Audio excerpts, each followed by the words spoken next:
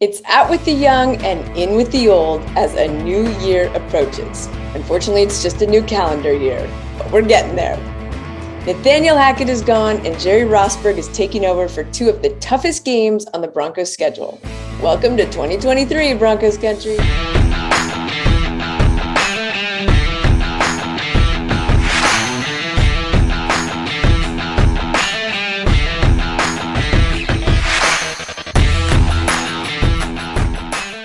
Hey Broncos country, I'm Lori Lattimore-Volkman, and this is The Roundup. Ironically, for a team that's 4-11, we have a lot to cover this week. But before we do me a favor and hit the subscribe and like button. The Broncos are not that much fun to watch, but I am. Okay, it's not the same, I know. But if you enjoy even a little bit of this, I guarantee it's a lot better than 4 quarters of what we've seen from Broncos football. So do me a favor and hit those buttons, and let's get on with it. Following a meltdown in LA, CEO and owner Greg Penner decided he had seen enough. He got rid of the coach, put in an interim, and decided to move on, even with just 2 games left on the schedule. That's how bad it's been. And with a little irony, the guy replacing Hackett is the guy he hired in week 4 to help him with game management. So now Jerry Rosburg has the ultimate job as game manager, head coach. And he has plans to do big things even with 2 weeks. I'm desiring that we win 2 football games these next 2 weeks. I'm desiring to have a great practice here in about an hour and a half or less. I'm desiring to have great meetings after that practice. I'm desiring to have players play the way that will excel, will allow them to excel in their careers. Somehow, someway, Rosburg hopes to beat the Chiefs at Arrowhead with an offense that has been unable to score touchdowns and a defense that gave up 51 points last week. But at least for the defense, that was an anomaly. You know, we were all very disappointed with how we performed, how we coached, how we played, and we are very confident that's not a reflection of who we are. And, you know, obviously when you have a performance like that, we got to go back to the drawing board. We got to see where things went wrong.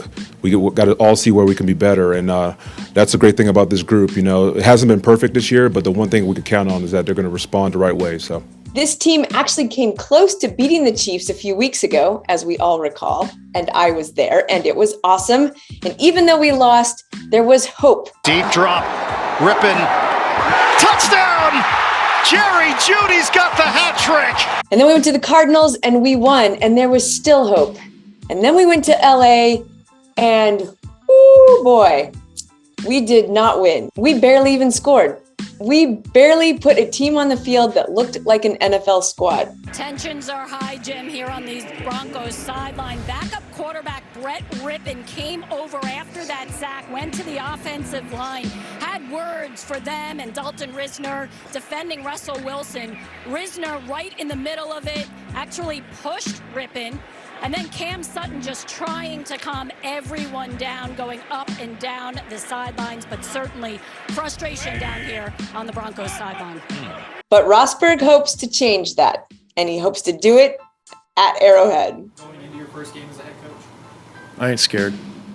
I love this guy. He's crazy, but crazy might be what we need for the last 2 weeks. Because the odds for this weekend are what overreacting journalists like myself like to call insurmountable. Thankfully, our defensive coordinator, Ejiro Evero, the lone coach to do any good this season, is staying where he is and plans to do big things with what he's got left. well, you know, I don't want to get into too much of the details, but, you know, at the end of the day, you know, this is not a situation that any of us really wanted to be in. You know, we just all agreed that the best thing for this team moving forward was for me to continue to work with the defense, fully invested there, and I think that's where I could have the best value for this team. Having already won the AFC West, Patrick Mahomes and company are likely to rely on the legs of Isaiah Pacheco and Jerick McKinnon. And the Broncos' run defense has been its weakest link. The Broncos will be hoping to do their best to take away both the air and rush attack. Yeah, we just got to start fast. I think that's the biggest thing. We settled in the second quarter, and I think the second quarter and the third quarter is more reflective of what we think we can do. Obviously, you know, you can't just exclude that first part of the game as well, you know, so we got to do a better job. We got to start fast. And we all got to understand, too, you know, he's a hell of a player. He's going to make plays, and we just got to continue to battle and continue fighting and continue to stay with the game plan. You have to hand it to Rosburg. In his first press conference and throughout the week, he has sounded like he's been biting his lip all season to make changes he sees as necessary. I'd like to just let you know that I'm humbled by this opportunity that I've been given.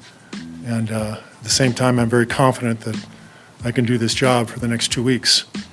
And I think those two traits are really valuable. I've talked to players over the years about the value of humility and the cooperate with confidence. And that really is the power couple for me.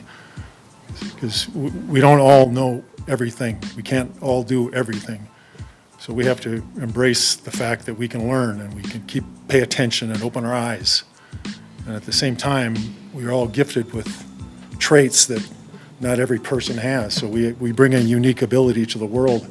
And if we can combine the humility that we possess with the confidence that we possess, we can do great things. Which is why, in a hot minute as the interim coach, he fired the special teams coordinator, Dwayne Stukes, and the O-line coach, Butch Barry. He definitely has an eye for where the weak links were. I believe Mike Mallory has done an incredible job in the time I've been working with him. He took this and ran with it. And I was so impressed by how he ran the meeting this morning. I think our special teams is in good hands. Mike is going to run the special teams. And I'm going to be hip deep in that. Much drama ensued after Penner and George Paton held their press conference the day after firing Nathaniel Hackett, where Russ Wilson became target number one. And let's be honest, Russell Wilson has not played well, but he is not to blame for all the woes of this offense or this team. He absolutely has to play better. But let's hope that most of his struggles have come because of the poor and chaotic coaching from Nathaniel Hackett. But it was nice to see Jerry Jeudy and fellow offensive teammates defend him on social media. Yeah, man, because the media be trying to make it seem like sunny. Y'all don't really know what be going on in the locker room and stuff like that. And I'm just tired of reading things about my boy and making it seem like, oh, he's not a good teammate. He don't other unnecessary stuff that's not true. And I just want to get it out the air, like, that he is a good teammate, and he is a hard-working teammate, and I just feel like I just needed to get that out there because there's a lot of false narratives going around here that I'm getting tired of seeing. What has he meant to you personally the last few months? He meant a lot, man. Just being around Russ, he's a guy that just keeps me motivated. Just the way he go about his business, the way he carry himself, the way he do things around here, it just show the true leader and the true pro he is. So having a guy like that, you really see how to really become a pro. We've all been criticized before, but at some point in time, it's really important that those that know you best stand up for you, and sometimes that's a difficult thing to do because you get yourself messy in the process, but he saw his teammate and friend and comrade laid low, and he dug in and stood up with great courage and conviction about the truth, I would say. So yeah, he's my hero today. Now, our jobs as coaches and teammates, if we really want to make a statement, we'll make it on Sunday. We'll play well, and we'll coach well, and we'll give him the opportunities that he deserves to show what a great quarterback he is. That's action. So all the other things that we may say, they'll have no value unless we go out there and play that way. And perhaps some of that defense means this team will rally around Wilson and the offense and Rosburg to pull out some sort of miraculous win against the Chiefs. Wilson, a floater, caught! Touchdown, Jerry Jeudy! It has been the story for most of the season for Denver. It will be limping into Arrowhead, with both Randy Gregory and Greg Dulcich out, as well as key players like DJ Jones, Jerry Jeudy, and Baron Browning questionable to start. Still, cornerback and lone Pro Bowl starter from the Broncos, Pat Surtain, is aiming to make these last two games good ones, beginning with the Chiefs at Arrowhead. Yeah, obviously we got to limit their explosive plays. I just think that's what the team rally around. Obviously it starts with their quarterback, Pat Mahomes, and, their perimeter guys that creates plays for him. I just think that if you limit that, we have a good chance of slowing down the offense. Next 2 weeks, just to finish the season strong. Obviously, we got put in a certain circumstance, but at the end of the day, we got to control what we could control. That's what finishing the season out strong. So that's the main thing for the team moving forward. It would be hard to blame fans for not caring about this game or the final one against the Chargers at home. because it has not been the season any of us wanted or even could have possibly imagined could happen. People are incredibly passionate about football here. They love this game like I love this game. This is in my heart. It's in my soul. And the fans here, man, they want to win. And I want to win. There's joy in winning. Most fans are already turning to 2023 and the offseason that will mean a head coaching search. And while we are tired of doing this every offseason for the last many years, Greg Penner promises to make this a big search because he wants somebody who is going to be a strong leader and take the reins. And he is planning on having that coach answer to him, not to George Paton, diminishing the role of the current GM. This is interesting because it means only a handful of coaches will have the resume that he is looking for. Coaches like Harbaugh and Paton. There are still names like Frank Reich and Dan Quinn who will be on the list and likely to be interviewed, and perhaps some star college coaches as well. Either way, it seems clear that the new owner wants a big name.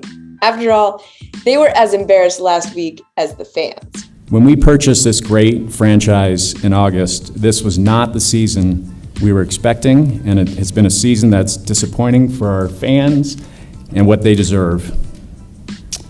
Their loyalty and support through these difficult seasons has been incredible. I want to personally apologize to our fans and all of Broncos country. Yes, the new head coach will report to me, which is a more typical structure in the NFL. Obviously, the relationship between the general manager and the head coach is a critical one, and George is going to be intimately involved with this process of looking for a new head coach, and we'll make sure that there's a good fit there. I've worked with a lot of great CEOs, and it starts with really strong leadership. I think that's going to be the most critical factor here in a head coach. Obviously, the X and O's are important, but we need a strong leader for this organization that's focused on winning. That starts with culture.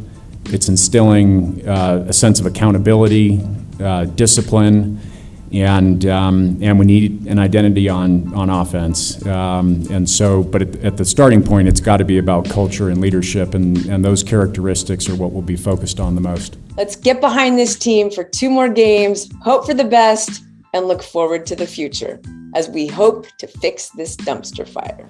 These fans in this area are tired of watching what they've been watching, and especially with the team that we're playing this week. And they're frustrated, and they're expressing their frustration, and I understand that. I understand it to a core, but here's what I want to say to the fans. Greg Penner and Kerry Penner and Mr. Rob Walton are brilliant people with a great vision for what this organization is going to be. You can't pick your owner, and you probably can criticize the GMs, and you can write bad things, and the fans will rise up with pitchforks and clubs, and they'll bail him, throw him out of here. But that would be a huge mistake. You've got a great man in that place. He's and highly competent. And this has been a mess. You're all aware of that. The fans are tired of it, and we made this mess. We gotta pick up our own mess. These players, these coaches. We got to pick up after ourselves. We got to humble ourselves and go change this thing. This is going to be a rich garden. So the fans, it's coming. Okay, Broncos country, let's ride right into 2023. Happy New Year, and go Broncos, always.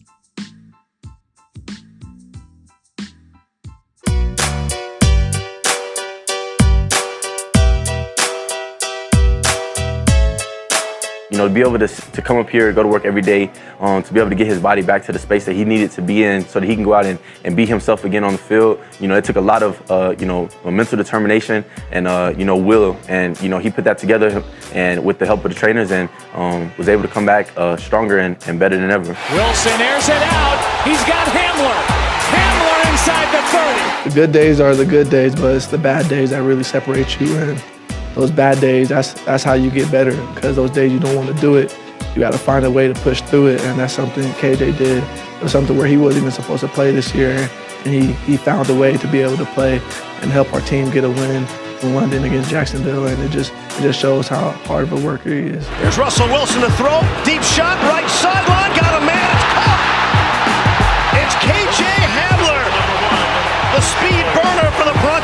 remember doing his draft interview with him, and he said, "Coach, I will be the hardest worker on the field. I will be first in line.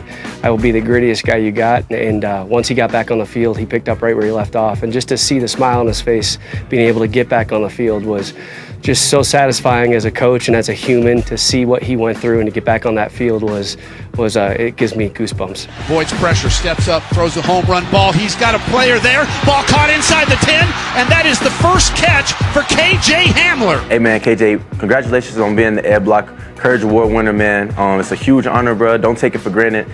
It's super inspiring to see you come in and do what you do, and to put those days together to be able to come back out here, man. Congratulations and keep going, bro. Hey KJ, congratulations for winning the Ed Block Courage Award.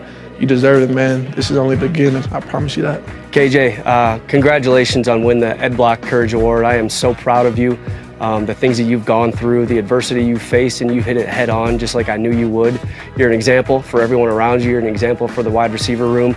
And I'm really, really happy for you. I'm proud of you, and I know this is just the beginning, certainly not the end.